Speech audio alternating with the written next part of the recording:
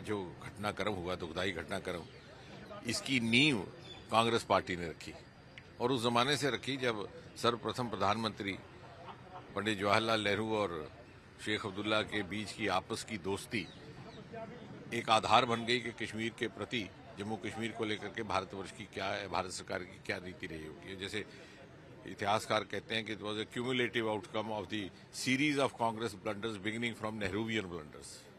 एक माहौल पैदा कर दिया गया। और जहां तक जगमोहन का संबंध है, केंद्र में सरकार तो भारतीय जनता पार्टी की थी नहीं, तो नियुक्ति कहां से हुई उनकी।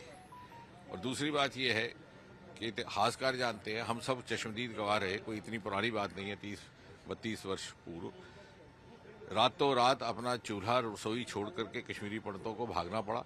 श्रृंखलाबद्ध तरीके के साथ हत्याएं की गई प्रमुख कश्मीरी पंडित नागरिकों की, चाहे टीकालाल टपलू थे, चाहे आपके दूरदर्शन के डायरेक्टर थे, ताकि एक खौफ का माहौल पैदा कर दिया जाए। एक हत्या और 1000 लोग भागे, इश्तहार लगा दिए गए।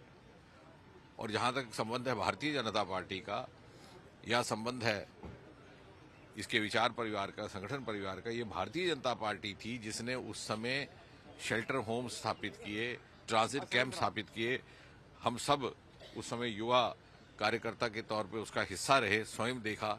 उदाहरण के तौर पर जम्मू में गीता भवन में कैंप था। और जो पहली ग्रीष्म ऋतु, मुझे भली भांति याद है, 1990 में जब पहली गर्मी का सामना करना पड़ा तो भारी संख्या में कश्मीरी पंडित गर्मी की लू से बीमार हुए थे। क्योंकि मैं चिकित्सक भी था तो हम सब वहां पर एक वॉलंटरी सेवा देने अर्पण करने के लिए सारे उपस्थित थे। और उसके विपरीत कांग्रेस की सरकार थी केंद्र में, फारूक अब्दुल्ला की सरकार थी जगमोहन जी के आने से पहले, दोनों की आपस में गठबंधन था। इनसे पूछा जाए 1987 में जब विधानसभा का चुनाव हुआ, उसमें जिस प्रकार की धांधली हुई है, जिसके लिए नेशनल कॉन्फ्रेंस जिम्मेवार है, जिसके लिए कांग्रेस का सहयोग उनको प्राप्त था, और उसके उपरांत स्क्वाड्रन लीडर खन्ना, भारतीय वायुसेना के अधिकारी, उनकी हत्या यासीन मलिक और उनके साथियों ने सरेआम दिन दहाड़े की। लेकिन अब उनके खिलाफ कार्रवाई शुरू हुई है मोदी सरकार आने के बाद, राज्यपाल शासन लागू होने के बाद।